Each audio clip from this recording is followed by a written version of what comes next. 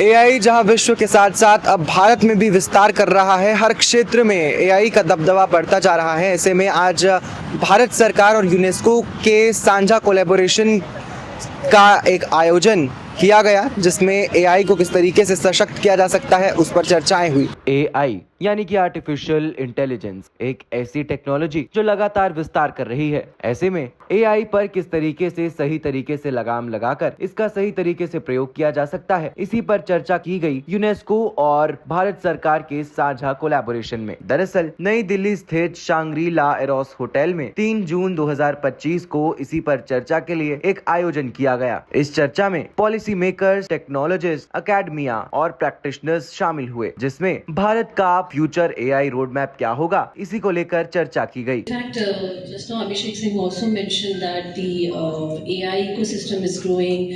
AI applications are getting into all sectors and domains. So we understand that safety and ethical practices should be the foundation layer and should not be a regulatory afterthought. So in fact, we in our mission, which is having a 7 critical pillars, one of the main pillar is safe and trusted. As a part of this pillar, we are working on bias mitigation, risk assessment, and all other various aspects which will help both developer as well as deployer to make sure that whatever the applications they are developing are following the practices, good practices of the application, as well as when the deployer deploys this application, he also knows that the application is safe and trusted. And heartening to see everyone assembled here as we come to the final consultation round for the readiness assessment methodology report that we are coming up for India in partnership with the UNESCO and with the support of Ikigai Law. So as you know, as Mr. Curtis also mentioned, and as in, like we've been doing these consultations across India. We were in Guwahati last month. Prior to that, we had consultations in Hyderabad, we had consultations in Bangalore. So the idea behind doing these consultations is that when we are looking at the readiness assessment methodology, the diagnostic tool which UNESCO has come out and to apply in the context of India, to apply in the context of the work that is happening in India by the entire AI ecosystem, we need to assess what is the readiness with regard to making AI applications that are inclusive, that are responsible, that are safe, that are trustworthy, and which follow the ethical framework. So a lot has been said about in various forums about India's AI mission. In fact, Devjani was just telling me before I came here that from next year we should ban AI conferences. We've been talking a lot, but the time also has come to walk the talk. And that also we are seeing with a lot of innovations happening across the ecosystem. We have 4 Indian AI startups which are working on foundation models, lots of applications being developed, lots of AI compute, cloud investors investing in compute, data sets happening, data sets being populated on the AI coach. So we are seeing a lot of things which are happening across the ecosystem. But I fully agree with her that we need to kind of put a pause on these conferences and try to ensure that we align everyone in trying to be able to achieve the objectives that we have set for. And the objectives as outlined by Honorable Prime Minister in the Paris Action Summit, also mentioned in India's strategy for AI, is to build AI in India, make AI work for India, and build AI applications that are truly responsible and safe and trustworthy, and that make a difference to the lives of common people. So when we are building an AI application for healthcare, or when we are building an AI application for farmers, does it meet the requirements of the person at the last mile?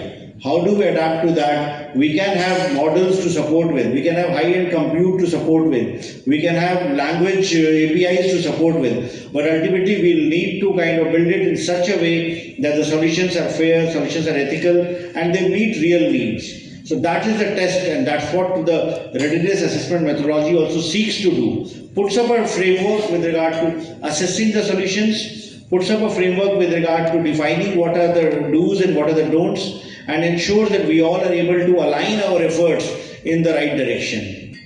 When it comes to regulation of AI, this entire exercise is not to come out with a strict regulatory framework on artificial intelligence solutions. As we mentioned at several forums, that India's approach has been pro-innovation. Our approach has been to have light touch regulation with the objective of preventing harms, preventing user harm. But how do you define what is user harm? How do you test an application? That is again kind of the whole outline of that is defined by when we do the report for the readiness assessment methodology. We are also working under the safe, trusted pillar of India AI mission to develop tools to detect bias. So very often that is mentioned in several forums. That some of the technology, we talk about bias mitigation, we talk about explainability, we talk about fairness, etc., and we talk about that more from a statistical viewpoint, or in some sense from a Western viewpoint. And there are a few things that we have been taking care from an Indian perspective. For example, so bias, right? So bias in India is very different. Right. So in fact, I like to say that bias in the US is the black and white question. And in India, you have all shades in between, right? So that we don't even have a lot of that systematically recorded, right? And it's actually a very politically loaded thing, right? Let me not even go to caste census.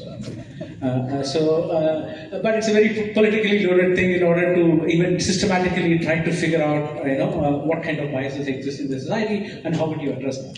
And most of the techniques that we have for bias mitigation are predicated on the fact that you know what the biases you're looking for so that you can adjust for it. Right, and so that's a challenge, right? So in India, so these are, I still say, these are at a level that's little, still close to the technical aspect of it. से संबंधित एक event में भी जा रहे हैं, बताइए क्या एक्सपेक्टेशंस हैं? जो हम लोग एआई के बारे में अभी नई इमर्जिंग टेक्नोलॉजी है, तो एआई में सेफगार्ड्स होना बहुत ज़रूरी है। जैसे अभी कुछ दिन पहले ऑस्ट्रेलिया के पार्लियामेंट में एक एमपी ने दिखाया कि एआई का किस तरह से मिसयूज़ हो सकता है, तो उस तरह से एआई को किस तरह से हम सुरक्षित बना सकें और वो लोगों को डेवलप करने के लिए काम आ सके, ना कि उसे डिस्ट्रक्टिव पर्पसेस के लिए।